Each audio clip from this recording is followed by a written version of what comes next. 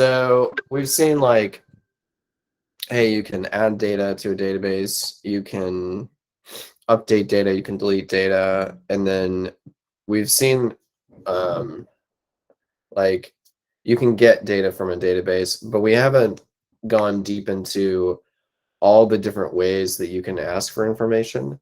So typically, whenever you're interacting with a database, you're not going to be like, give me everything or give me this one specific thing by ID. So we've seen like find and then find by ID.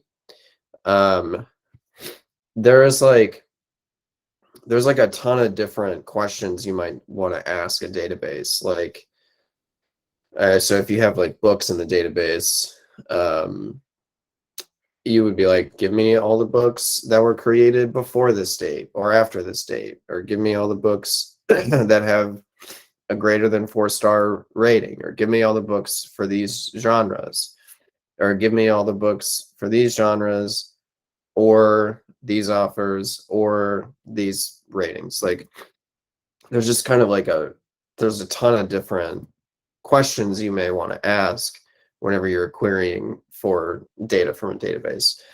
Um, and we want to do that with the database. So I think we've seen some examples where we've said like, get all the data from the database, and then we like filtered it in the route controller, like inside Express, inside our Node app.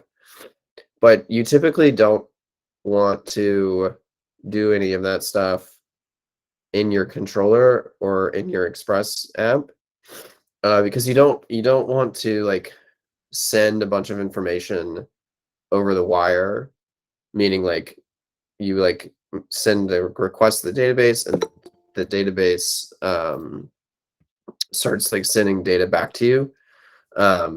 You want to be able to be as like descriptive of what you want as possible, so the database only sends back the necessary data. um, it's just a better practice. It is more performant and faster. So like typically all the filtering that you would ever need to do in an application, you want to try and do that with the database query. And so like every database supports a very like rich syntax of ways that you can query it. Um, so like, yeah, like any question you can think of, it typically will be able to support. And it also can support stuff like aggregation. So you can say like, how many documents are in the database, and like how many documents match this criteria.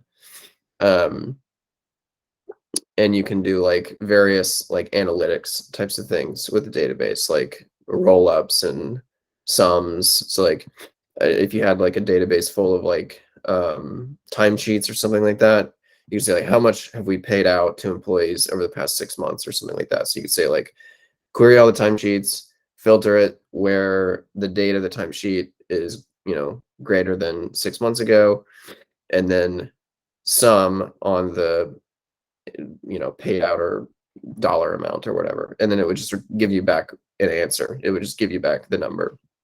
So there's all databases typically support these various things I've just described. And then one thing I'm going to show you today is like, let's go to Goodreads. Oh, I'm not sharing my screen. 1 second.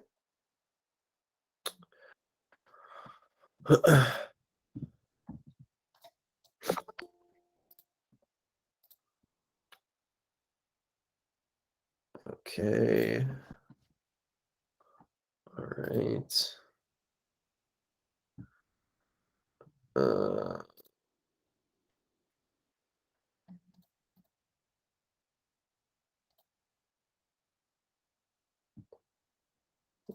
Okay. All right. So if I go to like browse science books or something,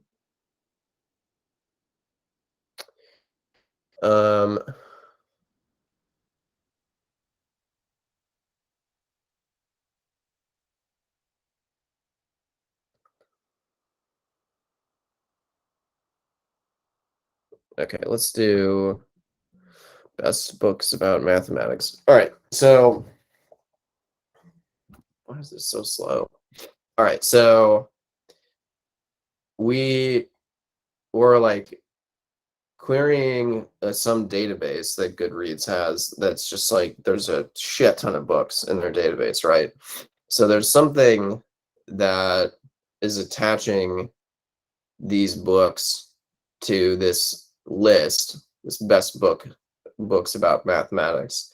So there's like various ways that could be happening. It's like it's up to the developer that's sort of designing how they want to store all the data in the database. So that I don't know for sure how they did this, but potentially the list itself, like there could be like top lists, like it's a collection in the database that's just like lists. And so there'd be a list that's like best books about mathematics. So it'd be like an ID, and the title of the list would be best books about mathematics. And then it would have like, and we're going to learn about references in the next class. But then it would just have a like an array of all the books that are in that list potentially. But if you look at this, we're like getting like sort of like a table format or like sort of like a card format, like a list format. And most likely not, I don't know how many books are in this list, so this may not be a good example. But some lists, for example, will have like thousands of results. So actually, let me give you a better example and we can come back to this one real quick. So if you go to Google and you search, okay, coders, you get back an initial page of results out of, I mean, usually there's way more results, right? Let me think of something with more results. Biden.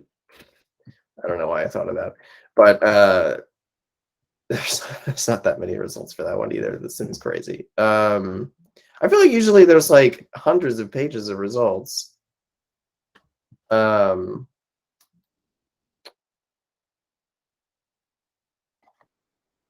Cookies. Okay, I don't know. I feel like there's more than 10 pages. But the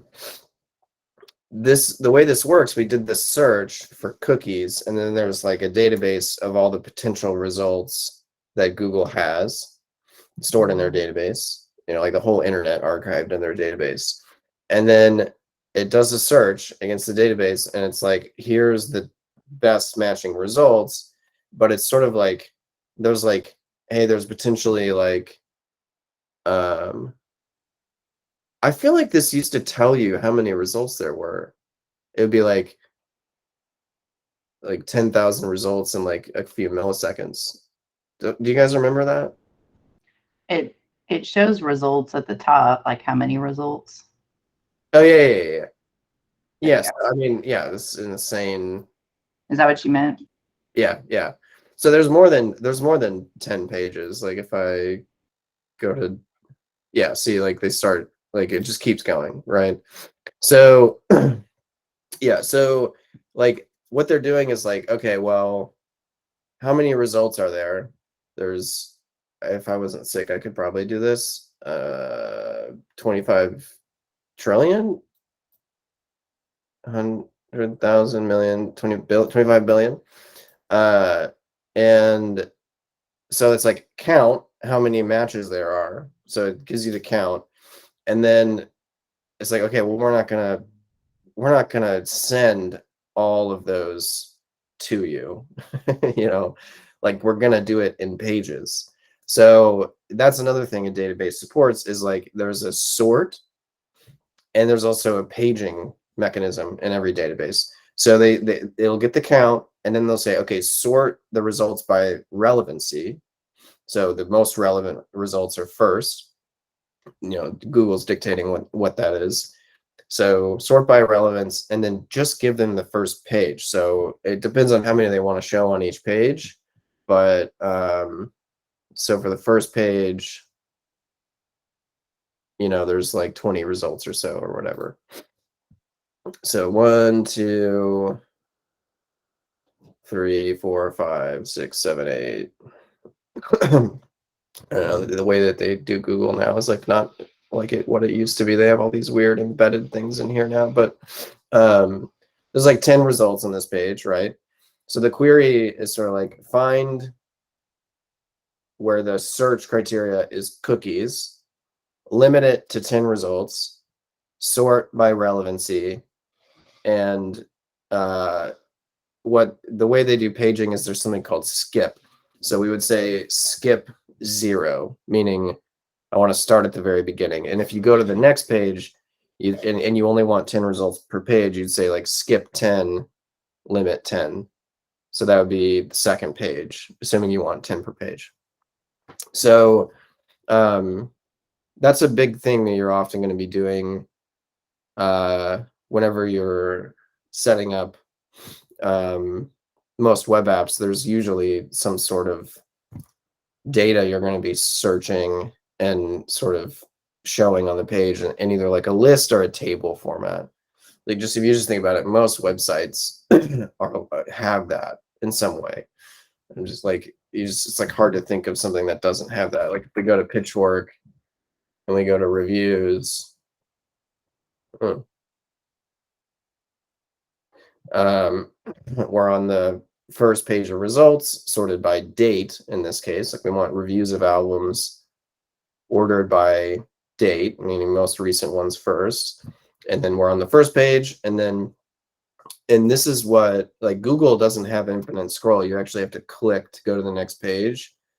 But a lot of websites do the infinite scroll thing where as you scroll, it will like automatically recognize you're about to get to the bottom and then ask for the next page of results.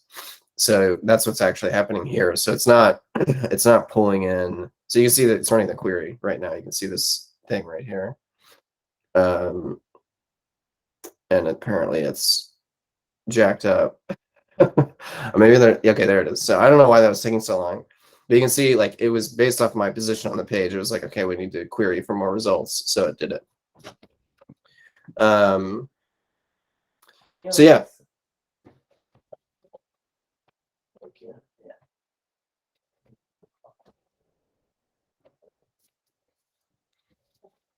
I got a smoothie.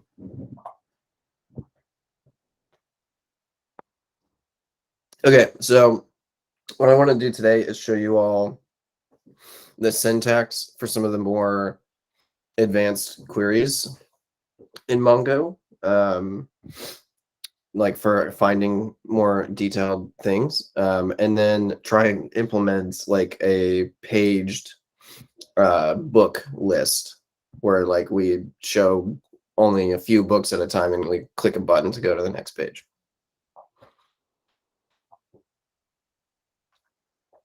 All right, so we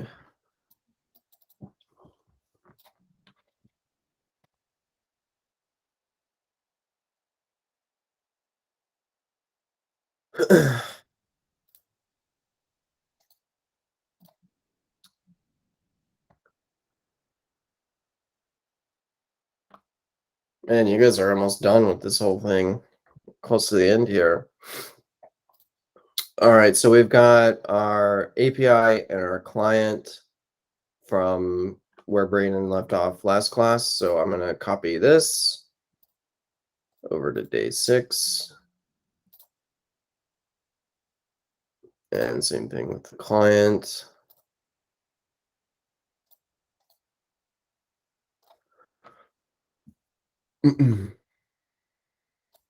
All right, for the API,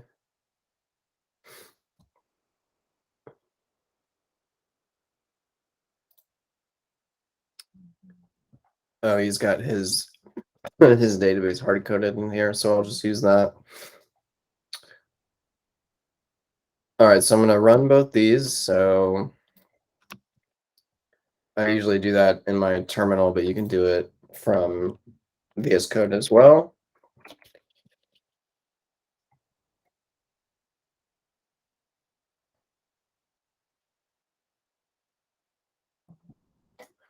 So I'll move to module 5, day 6,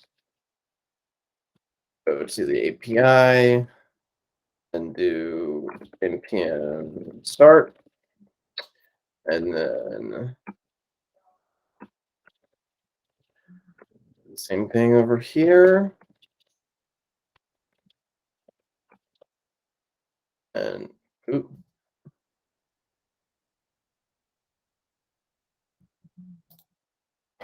Yeah.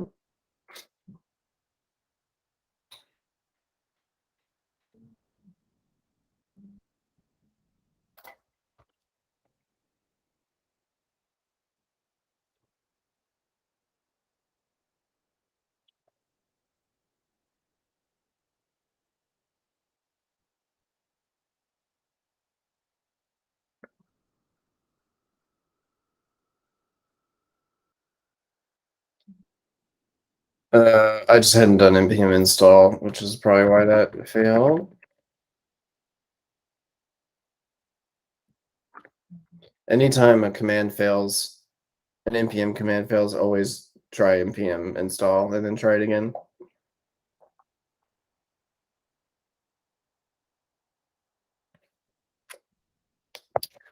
All right, so we can try this one again.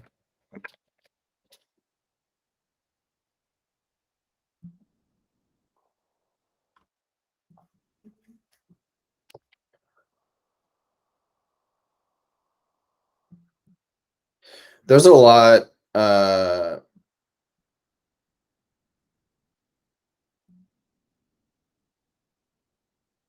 is it doing that?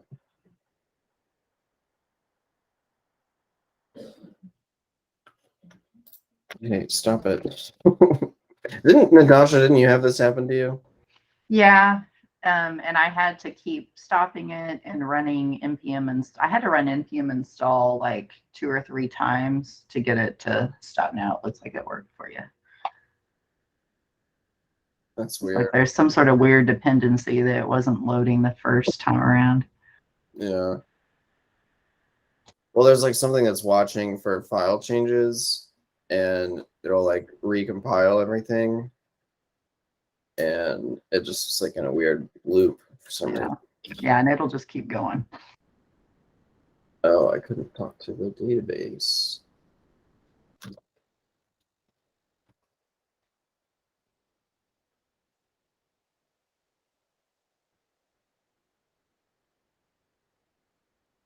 Did he make the whitelist for his database? He did the first time around. I don't know if this is a different connection or not. Okay, I'll just run a local one. So you guys aren't running a database locally, which is because it's kind of complicated. I actually have one running already. And so I'll just connect to that one.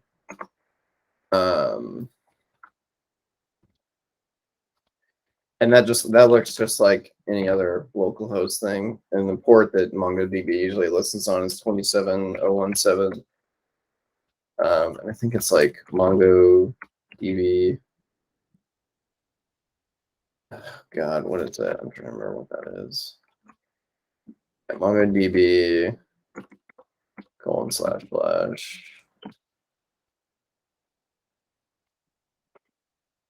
host 7.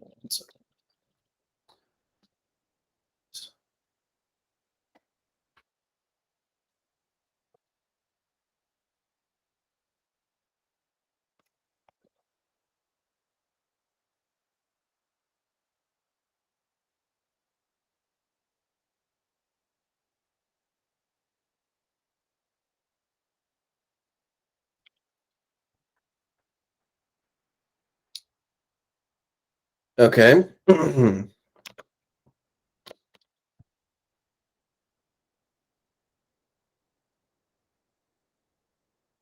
What's this thing mad about now?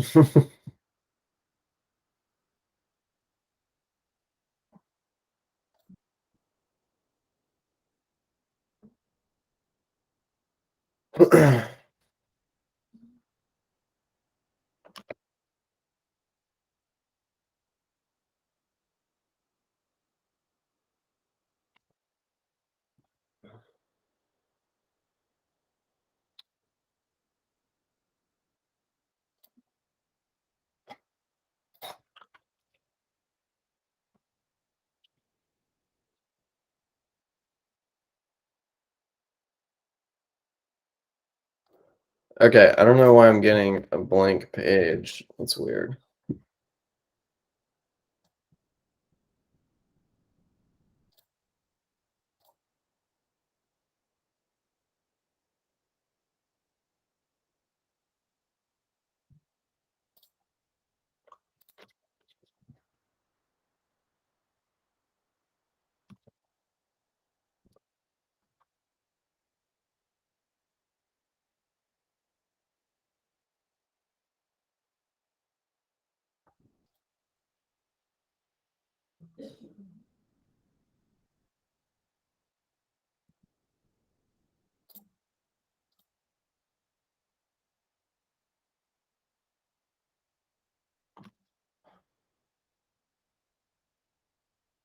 Uh, yeah, I don't know why I'm getting a blank page. That's so weird.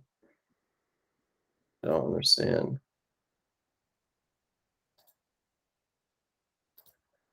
Is it because I don't have any books? Maybe it's because I don't have any books. Um,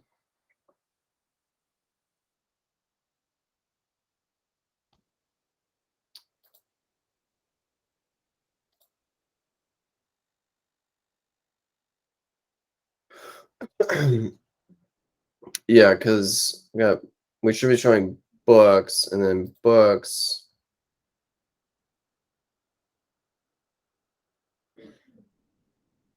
Yeah, there's just a div, and then the only thing in here is books. So if I just put like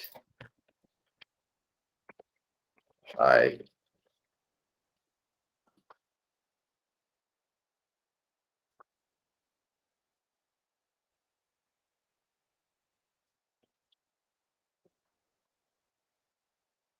I don't even see the hi.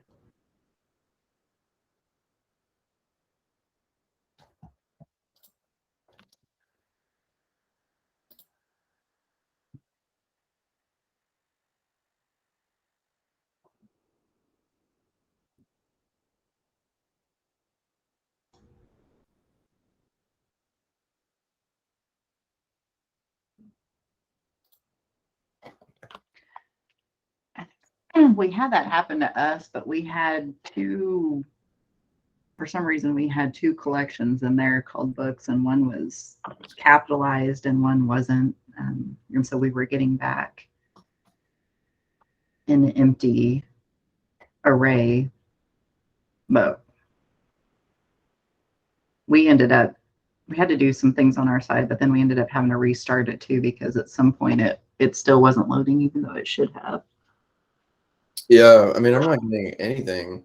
Yeah. Kaylee, I don't know. I don't think this is the thing that we ran into, but you got any thoughts on it?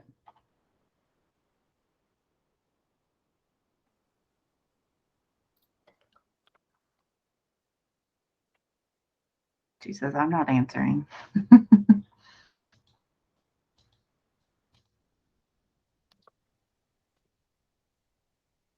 Yeah, this Did you isn't. already try restarting it? Yeah, this doesn't look right. Because like I just changed the title and it's not even updating that. Are So, you? so something's really whack. Sorry, I didn't have microphone access turned on, but I was like, sorry for putting you on the spot. I had to like go turn anyways. Yeah, I have no freaking clue.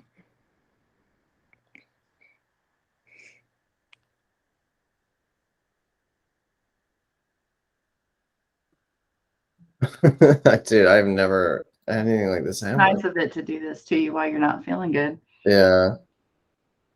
Well, I mean, I just changed the title and it. And you're in the right directory, right? You're pointing to the one you copied over. Because since it's not showing your changes, maybe you're, yeah, you are.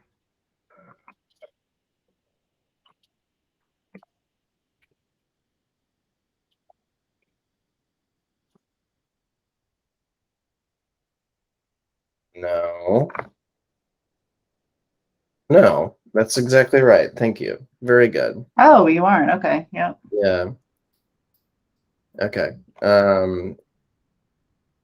See, look, even I make those kind of mistakes. All right. Yeah, so I was just expecting to see.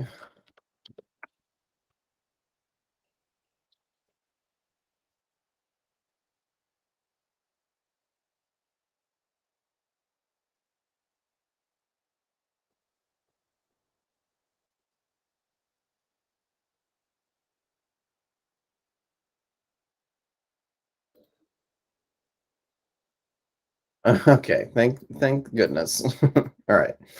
Yeah, so we just don't have any books. I thought last class he had like a create book route that he made. Did we not get to that? Or was that this book? Yeah. I think we did. Yeah, because he had the My Sweet book and My Awesome. I remember that part of it.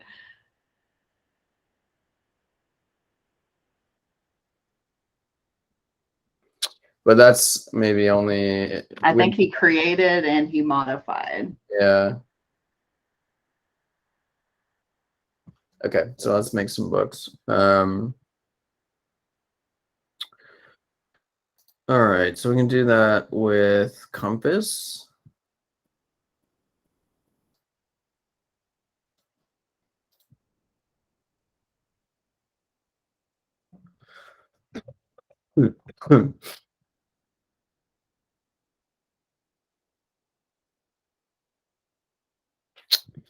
And let's see what database.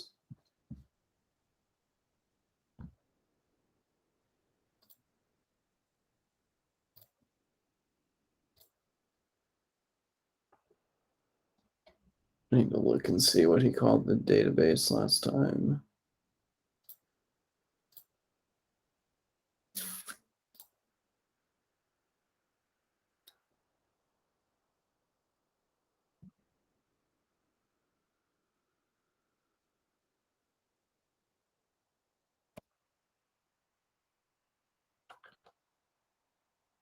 Okay, that's not referencing the database.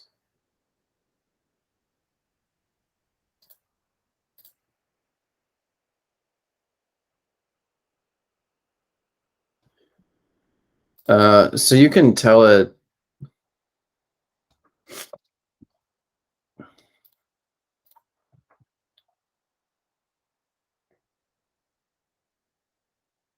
in this connection, you can tell it to use a database. So we can call this like Goodreads. And then, all right, so book is title, author. All right, so in this, I can make a database called Goodreads.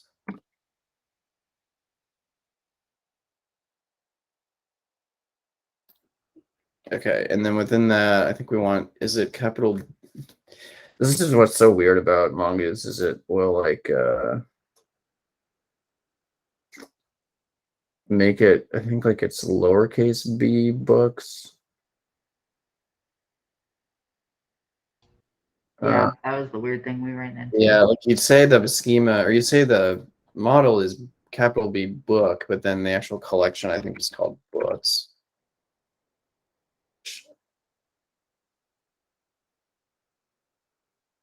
Oh, I guess it. Okay, I guess it made that for me. Okay, all right. So, and whenever Mongoose restarted, it like auto created that collection for me. So yeah, we have a database called Goodreads, and then we have a collection called Books, and then we want to add some data. And so you can just like insert a document.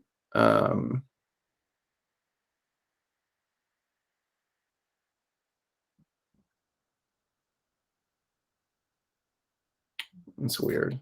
All right, we need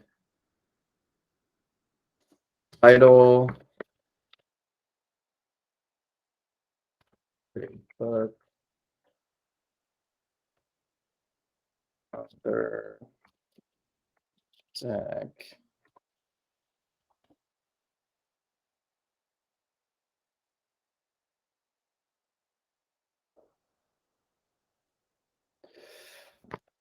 Pages. All right, let's just. Oh, what's it mad at me about?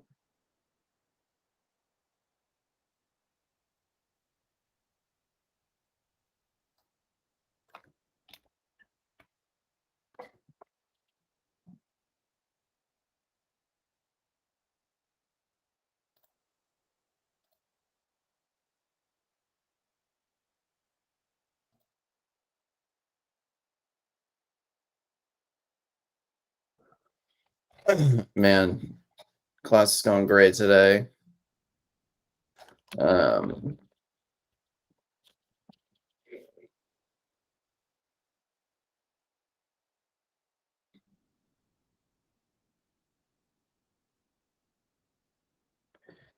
Yeah, why are you doing this?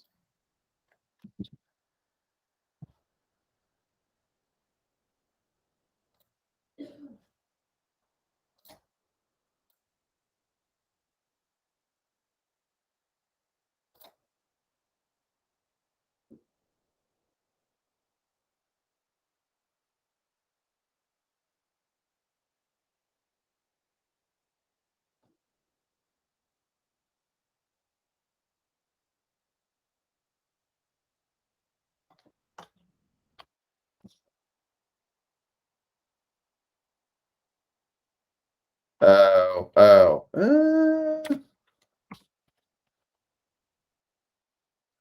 I don't understand why this is mad at me.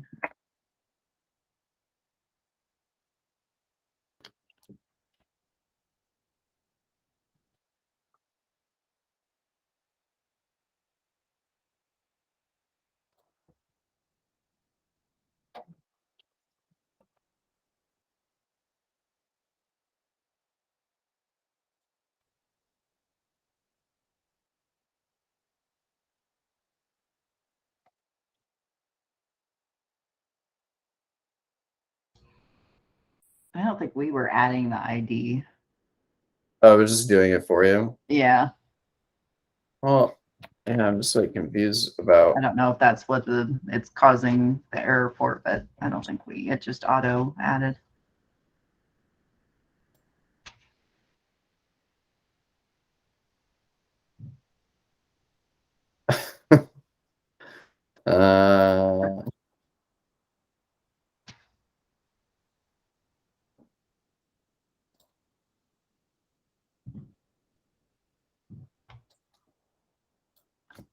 Yeah, but did it have this? What is I can't see what that line 6 says. It's like OID.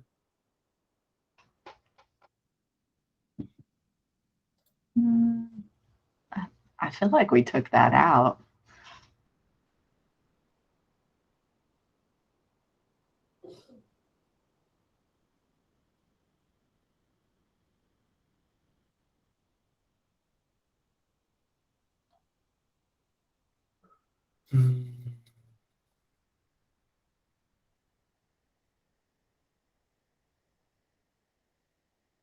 What does it say? Is there anything in the schema tab? On the Mongo side? Or does it automatically pull in whatever's in the schema in that view? I think.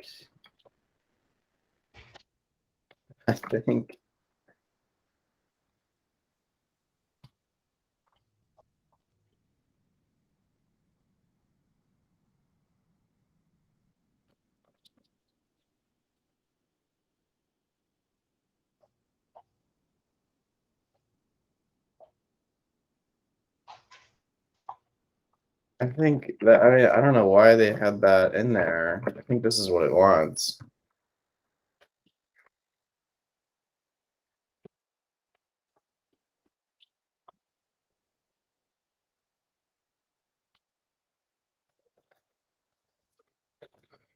Okay. There we go. All right.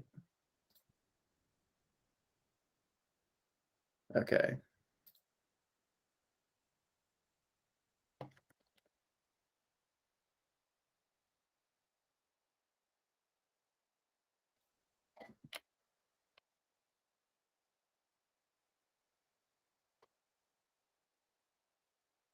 Okay. Yeah, I have no idea why, like, whenever you're inserting, okay, I guess you guys can't see this very well. Whenever you're inserting a document, I like this is just junk. I don't like all of this is just junk. I don't know why they did that. It wants it like this in an array. All right, so let's add a few more books.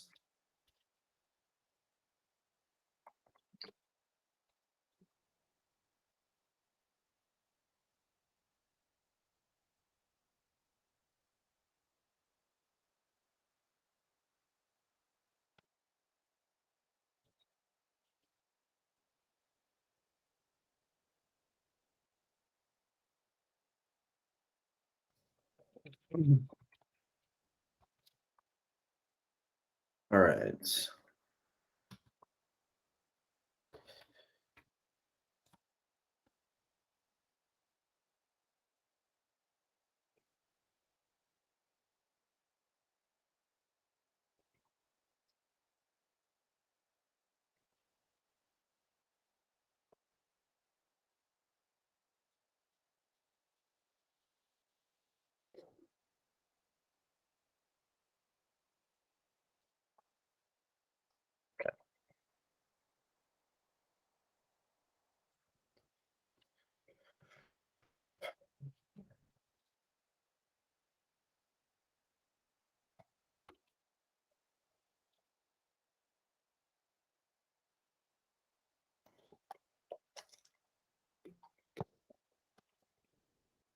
I have like no brain power to come up with book names or authors.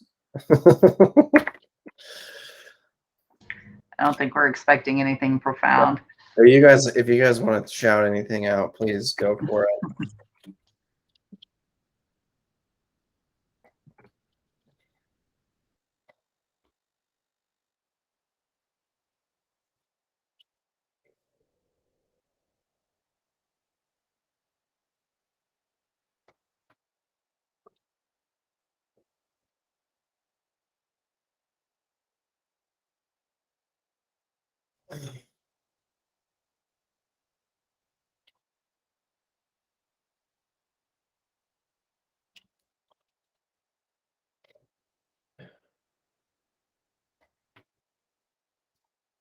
All right. We don't really need these to be different or anything.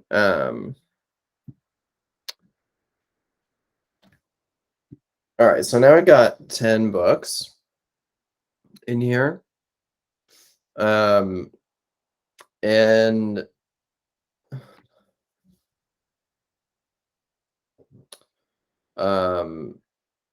notice that there's like different pages lengths.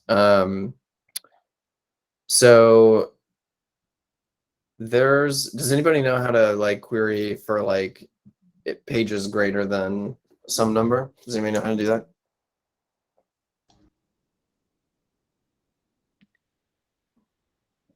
So are you talking about like in the URL string? Have we already set up how to handle that? Well, so actually, like what's happening right here is like this filter. So whenever we were doing like in our routes for books, whenever we do find here, you can actually pass it an object, which is a query. It's like the object is a way to filter the data. And yeah, it looks like we haven't seen that quite yet. So we've seen like, hey, you can do find with no parameter, and it just gives you back every book. And then Would it be like pages and then the greater than symbol and then whatever value you're wanting to use there? Or is I don't know what the syntax would look like inside of that. yeah. So the syntax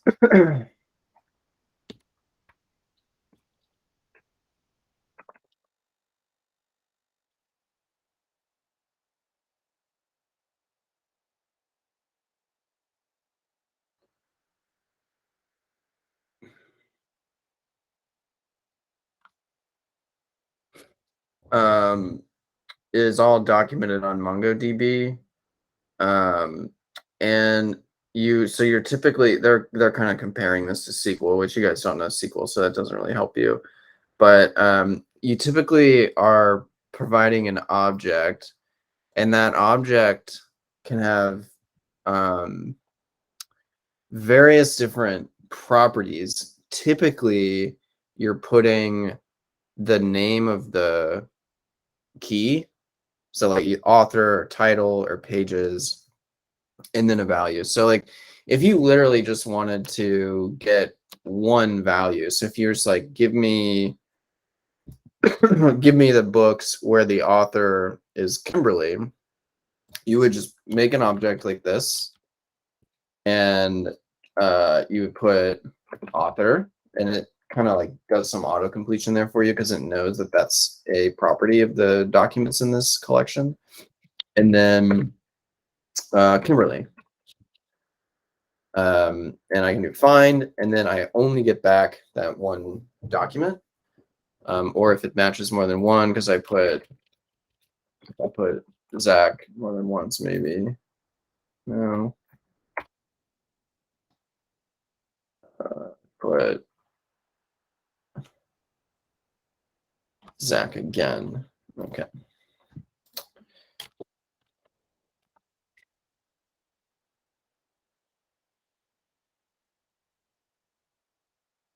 You see, we get 4 documents back that match that. And you can do more than one. So like we have an object, we can specify more than just one filter. And so that it actually does sort of like an and. So if I put 2 properties here, that's like both of them need to match. So if I add pages 200, we dropped that one that was 50 pages that was there. So you can like add as many criteria you want, assuming that they're in the collection itself. So there's only 3 properties we can filter off of at the moment. But you don't always, so this is the equivalent of like equals, right? So we're saying author equals Zach again exactly, and pages equal 200 exactly. And that's typically not what you want. Like you typically want a little bit more complicated syntax than that. So for that,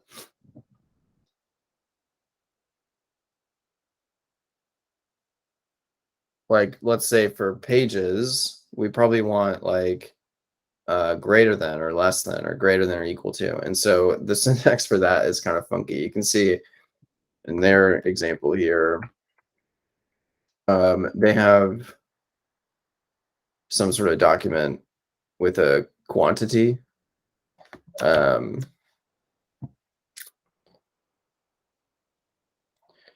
so you can see they're filtering for documents where the status is equal to A and the quantity is less than 30.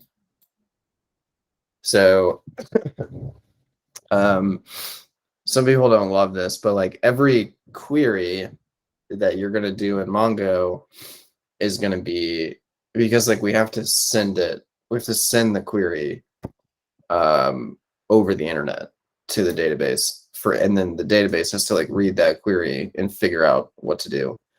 So like we have to send the query as a as a JSON payload, and so like so basically as an object. So the syntax is like a bunch of like it's just like kind of weird object syntax. Like I'm sure this looks kind of funky to you. It's like quantity, which is then is the key, and then another object with a key of less than, and then a value of 30. But you just eventually get kind of used to it. So we can do that same query over here. We can do, you know, author Zach, or let's just say, let's just go back to our starting point. So this is all our books. And so let's just filter for the books that are greater than 200 or greater than or equal to 200. So we do what? What do I type?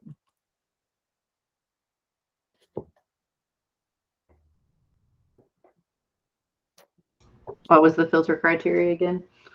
Where the pages of the book are greater than or equal to 200. So pages, colon, and then opening bracket, Yep. and then the dollar sign. You said greater than or equal to? Yeah. So GT. yeah, and you But can it's giving that here. So it's GT and then E is the equal. Oh, okay. Yeah, I was gonna say I don't like this. This is weird. It's pretty weird. It seems like they're making it more complicated than it has to be. But is there like I'm sure there's probably like a cheat sheet of like, here are all the things that are equivalent to the SQL version of this. Yeah, it's for sure. And you'll get used to it. But yeah, here it is. Pages greater than or equal to 200. So here's all our books that match that. Okay, so there's quite a bit to this. Like you can do and queries or queries, like where you're combining multiple criteria that I had mentioned. Syntax for that is pretty hairy. So what would that look like if it was like greater than or equal to 20 and or so greater than 20 and less than 100? Greater than 20 or less than 100? Or are you saying Greater than 20 and less than 100? Yeah, so and is a bit easier just because like oh no, yeah. In this case, since we want to do the same key twice, like we can't have that. You can't have the same key in an object twice. You can't filter for a range?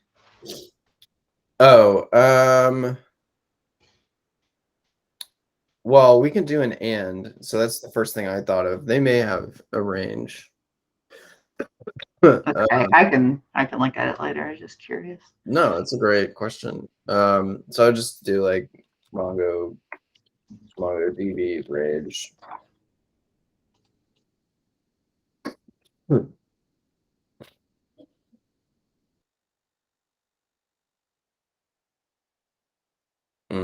This is what you want. This is an aggregation query, which aggregation is when you're trying to like do like a summary of the data. Like doing a query, you want to get back the document just as it was in the database. Whereas aggregation queries, you're trying to sort of like summarize all of the objects in some way. So this isn't what we want, but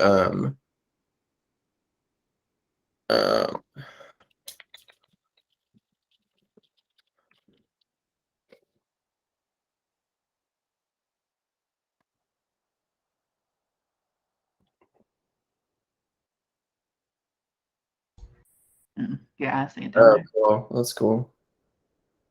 So this is what I was thinking of with an and, but it looks like you can just add them together like that, which is kind of cool. Separate. Okay. So either one would work, but yeah, so we would do, you know, greater than or equal to 200, comma, or you said greater than or equal to, you know, 10 or whatever, and then less than 100. So there's only one that fits that, which is the 50 pages. But let's say we wanted to do an or. So we could say, hey, give me all the books by Zach again, or the books that are greater than 300 pages. So for that, we start with an object, and then we do or, and then we do an array, and then we do another object, and we say author Zach again, and then comma pages greater than, or sorry, pages object greater than or equal to, I can't remember what I said, 300 maybe.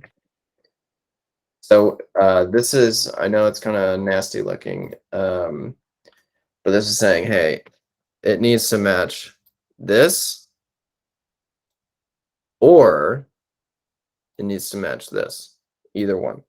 So we can see this one is 300 pages, this one's 500 pages, but it also matches the author. This one's less than 500 pages, but it matches the author, matches the author, matches the author. So why would somebody choose to use Mongo versus like Postgres or something else? Like, what are some of the things that they consider when they choose to go with Mongo? Yeah. So I think we talked a little bit about. I think Braden talked a little bit about relational databases.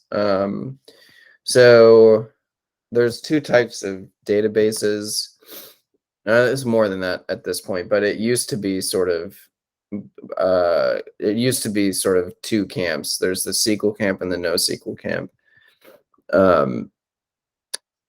SQL is it just stands for structured query language, and it's just like so you'll see like, well, we saw some of those examples on this MongoDB. Like here's like what a SQL query would look like. It's like select all the columns. That's what this means. Select star. Select all the columns from this table name. So inventory is the table name, which we talk about collections in Mongo is the equivalent of a table. Where, and so this is like trying to filter at this point, where the status equals A and the quantity is less than 30, or the item, and like is a way to say, like, if we want to filter on the author and we don't want to do like an exact match, so we may want to say like, give me all the authors where their name contains Zach. Like you don't often like search specifically for like a full name. You would search for like a partial match in the name. So that's what like does in SQL. And so we can do that in Mongo too, where we can do like an author and then I can show you, like I said, after I explain this. But so the way that you talk with the SQL database is with the SQL syntax. But the way that you have to store data in SQL is you have to kind of specify what is allowed in the table before you can put any data in it. So you have to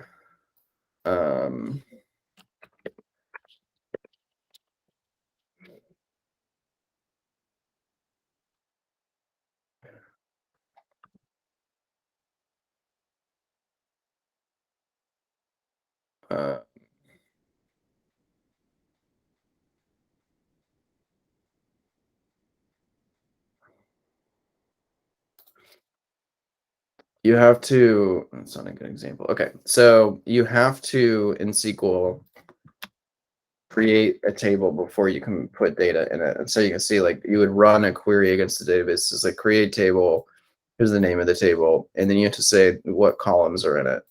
So saying there's a column called person ID that's an integer, a column called last name that's a text. It's a special type of text. Same with first name, same with address, same with city. And then like that's all that's allowed in that table. And then if you want to do, if you wanted to, for example, do relational data, so if you've got like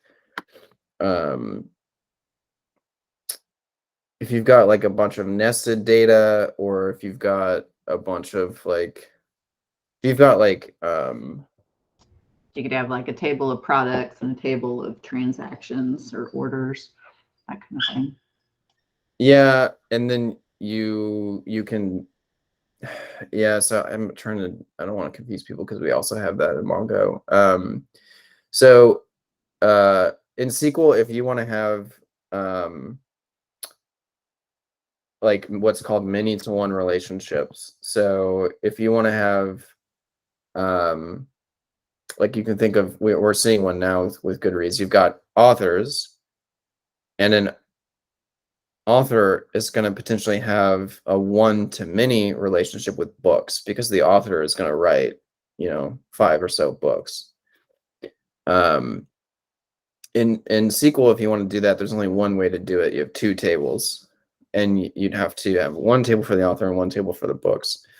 In Mongo, you have some more options. You can actually just store the books directly on the author because like you can have the author object, and then you can have a books key.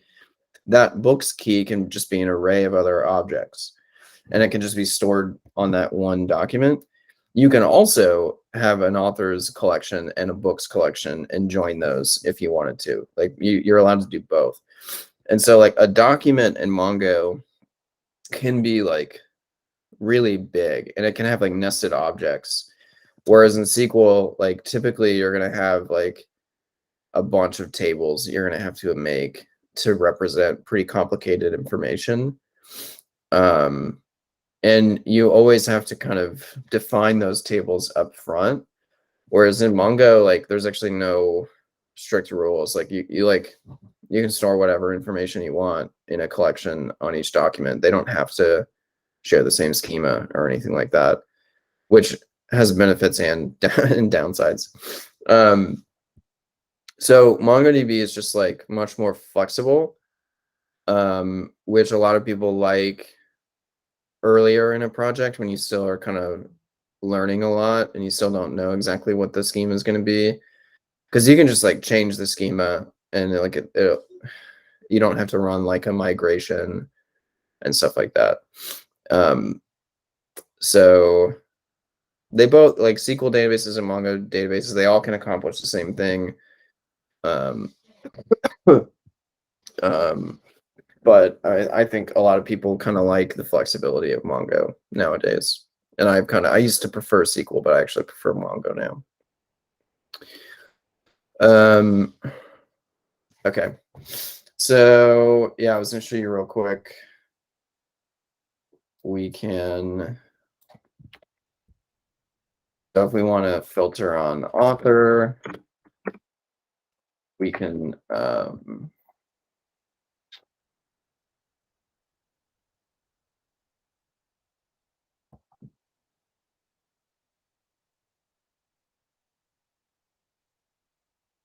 trying to find the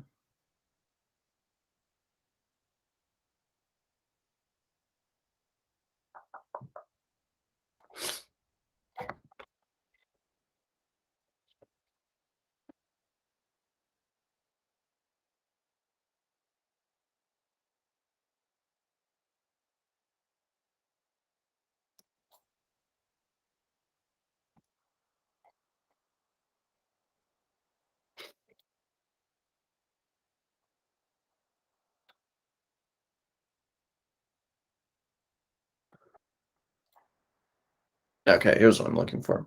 So here's all the different query selectors. So there's greater than, equal, in, which will match, like if you're trying to filter on an array, not equal, not in.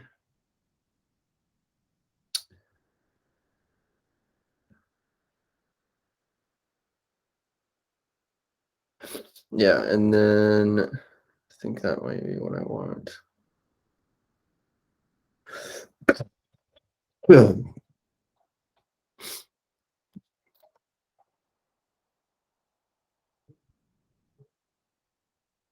No, that's not what I want.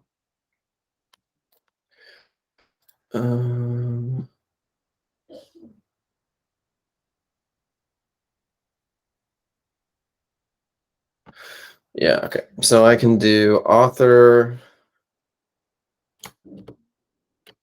regex.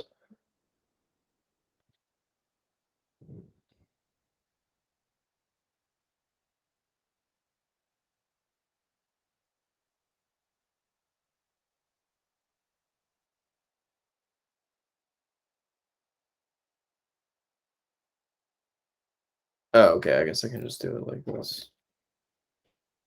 Author.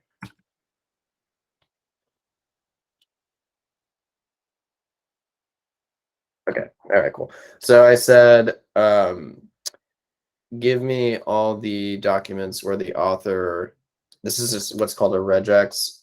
And we haven't learned regex, but it's just like kind of like it's like it's complicated. There's a lot to it, but it's like very fine-tuned text operations where you can like search text and strings for very specific patterns. So you can use like regex to be like, is this a phone number? Like, does it have parentheses and hyphens, and like, is it 9 characters, and various just like text matching operations. And so what I'm saying here is I want to do a regex. And so if the author contains Zach, and I don't care what the case is, so I'm saying case insensitive. That's why capital Z is matching. So you can see all these contain Zach in them. So that's another thing. That's a common thing you would need to do, is just like text searching, stuff like that. Okay. And then I want to show you guys this in I'll show you this in Mongoose. But notice that Compass has built into it the count, and then has it built into it paging. So we only have 10 documents in here. But like if you go past 10, it'll have a second page, and you can see there's these buttons here for going to pages to the next page and everything. So I'll show you guys. So let's move to our API, and I'll show you some of this stuff. Any questions so far, though? Okay, I'm gonna blow my nose real quick. 1 second. And I'm gonna turn my camera off for that.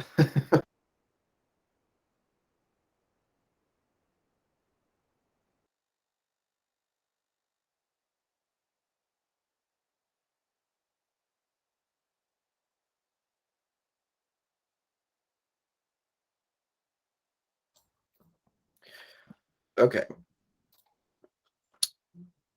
All right, so in our API, I'm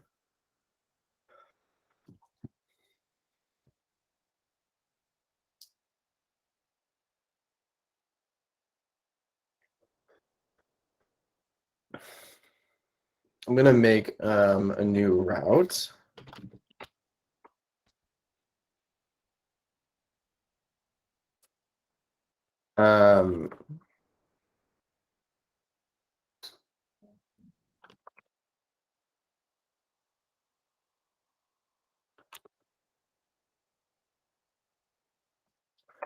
And this is going to be /search.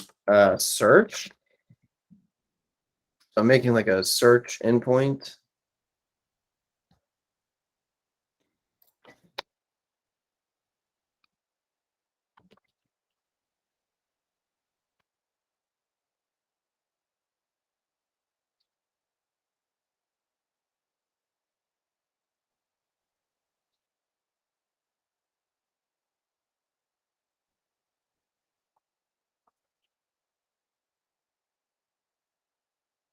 Okay.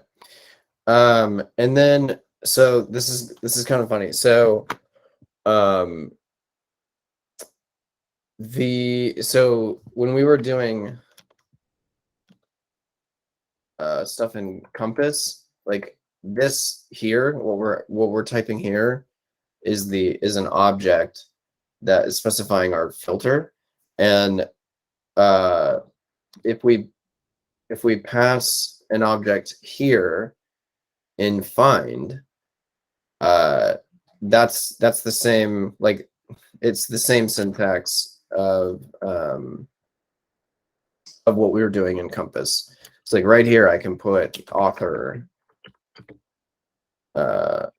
Zach again. And so we can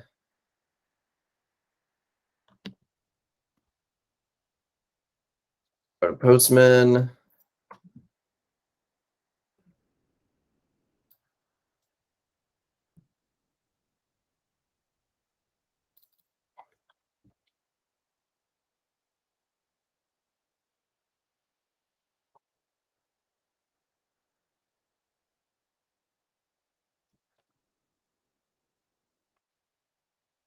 And hit that endpoint.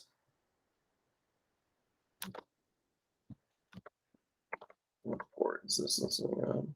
5001. I have another server running that's listening on 5000. Oh yeah, and this should be, does anybody know what I did here that's wrong? Is it books in the shirt? All right. Mm-hmm. All right.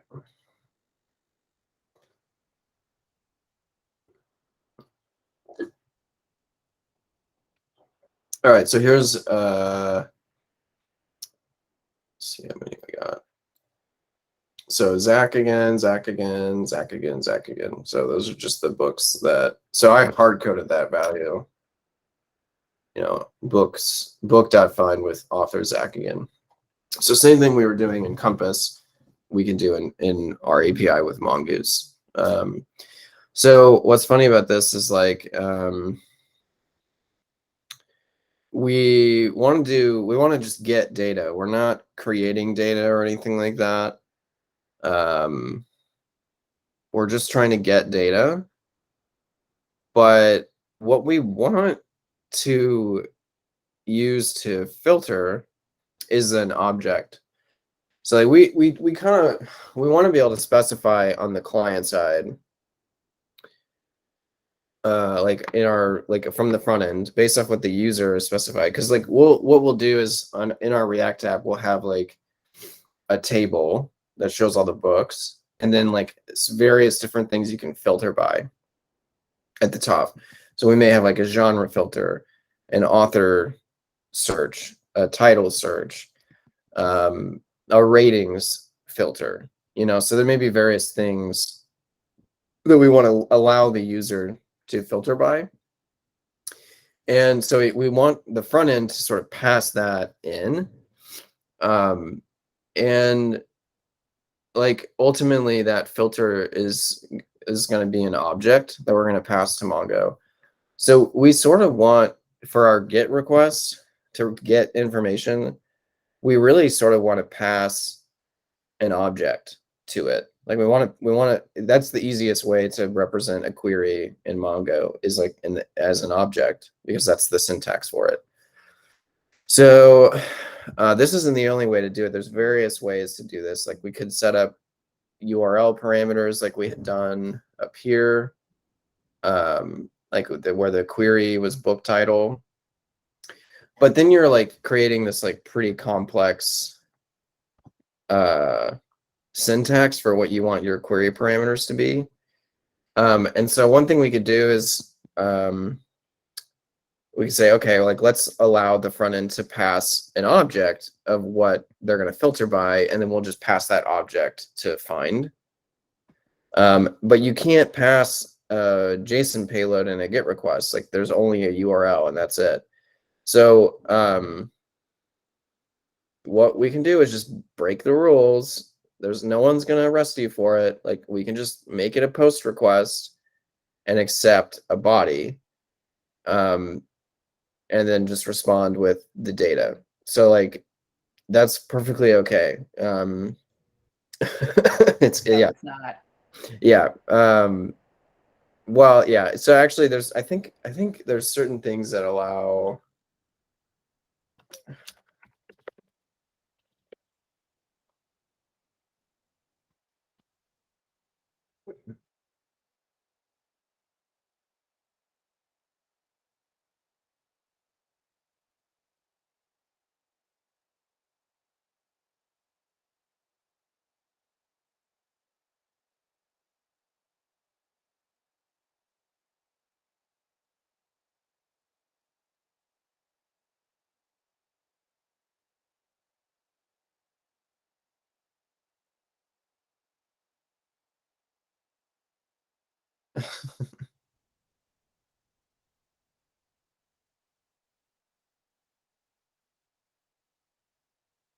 Yeah, I don't know. I think it's some people are saying it's bad to do that.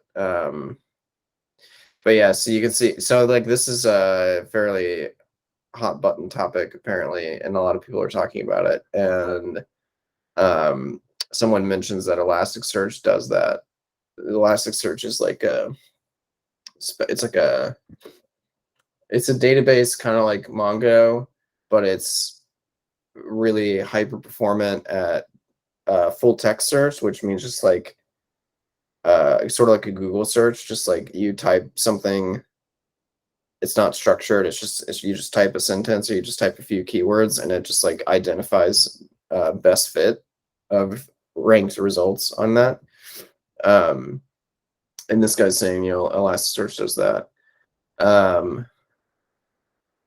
I think we can actually put a body in a GET request too.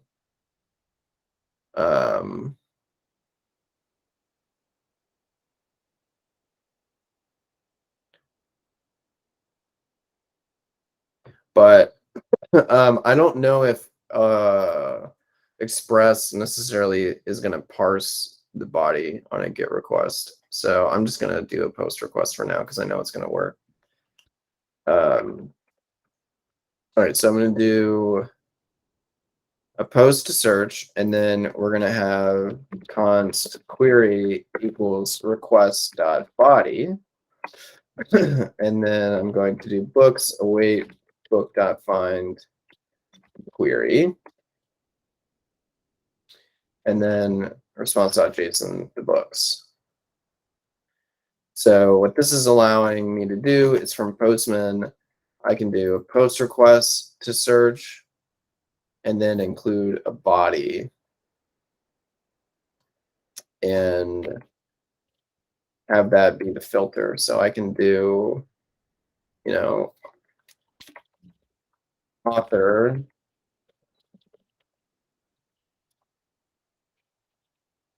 tag again. You can see if this works. Yep. So we still got 200 okay. We're getting back JSON data with that author, but I'm allowing the front end. So like I'm doing this from Postman, but technically like our React app would be able to send a body with our query. That's not the only way to do it. And also like you may not want to allow somebody to just query for whatever they want. You may want to have some like boundaries or restrictions. So depending on the like sensitivity of the data and everything like that, you may not do it this way, but it is kind of an easy way to get rolling quickly. Okay, so we see the find, but what about the like paging and stuff like that and the limiting and all that? So we may do something like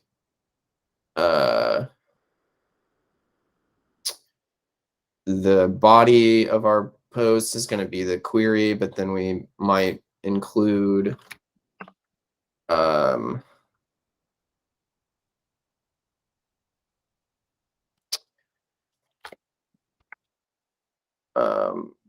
limit up here and offset.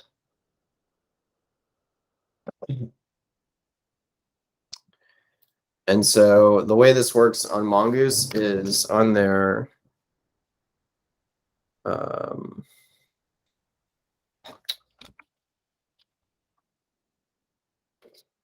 docs here, they've got an API for query. So here's all the different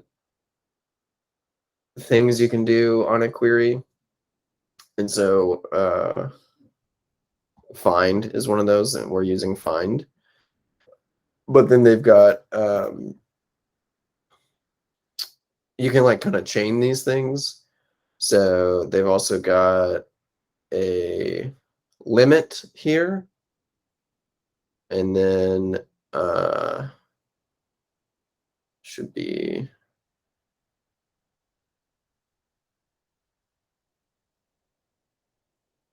skip.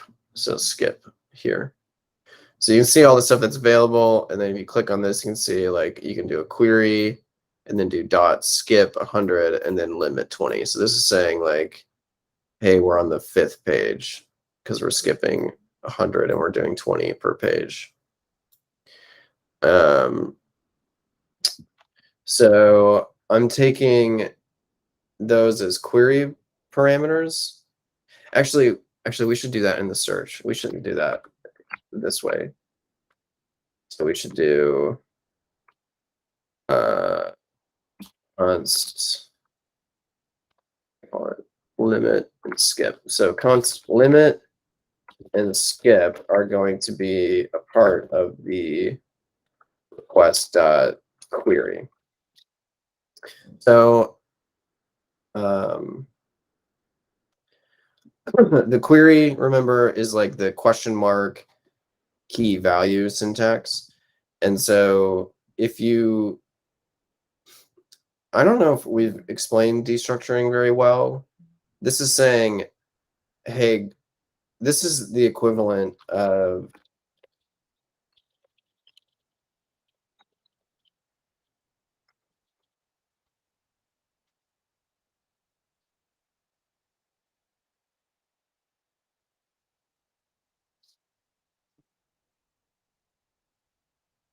so this here, request.query.limit, and assign that to a variable called limit, and do the same thing with skip.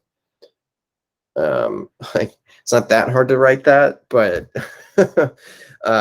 there's a thing you can do called destructuring, which this here is like a one-line version of this up here. So it's saying pull the limit property off query and assign it to a variable called limit, and pull the skip property off the query object and assign it to a variable called skip. So it's called destructuring. And it's just like a syntactical sugar for doing something in one line that would normally take 2. So that's going to be a part of the query.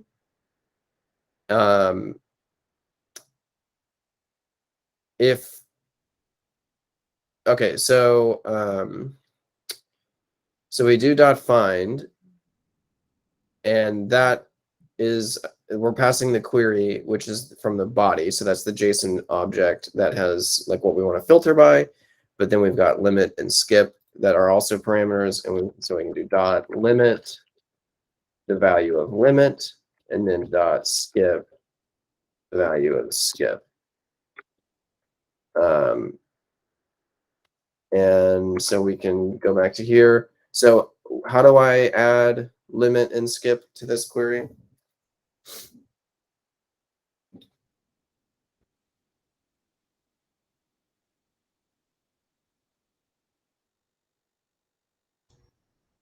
In the route. So you do question mark limit equals, let's say we'll limit it to 4, and then we'll skip 0, for example.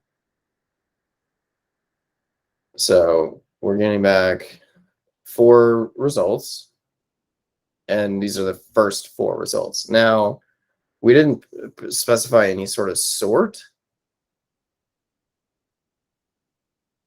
Wait, when did published get added?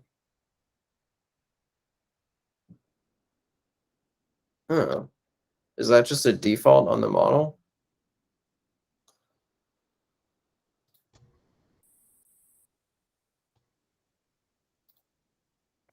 Oh, that's cool.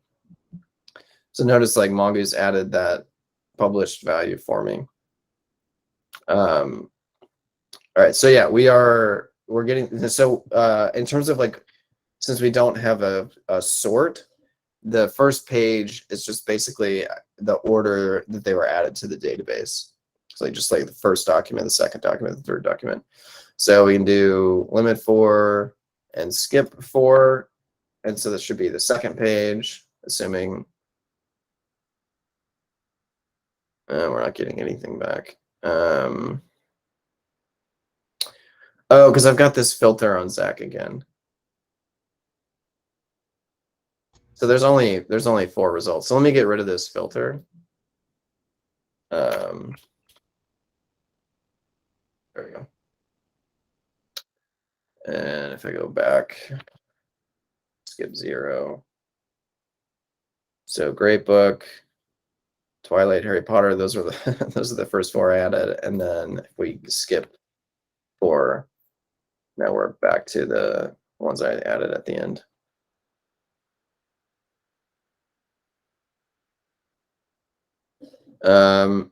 Yeah, so this isn't the only way that you can set it up. Like, you could also have done the queries up here in the search param in the GET request, and you'll often see that. And then we would have just needed to have parsed it on the server side correctly, which is totally doable. But you can also, just pass a JSON payload if you wanted to. So more than one way to do it, and you just kind of got to decide what you think is going to be easiest for your use case. Okay, so I don't think I have time to be able to show you guys like hooking all that up to a table and a search form. So we'll do that Wednesday. But this is like giving us what we need on the API side to then be able to create something on the front end that's like a table that you can do searching on and like do paging with. So hope that makes sense, at least at a high level. Any other questions before we sign off? Nope, we hope you feel better. Thank you. I appreciate that. I hope so too. I thought I would feel better this morning and it just like got worse. Okay, well, I'll see you all on Wednesday. Thanks, Zach. Thanks for dealing with my nasally voice today. All right. See you all.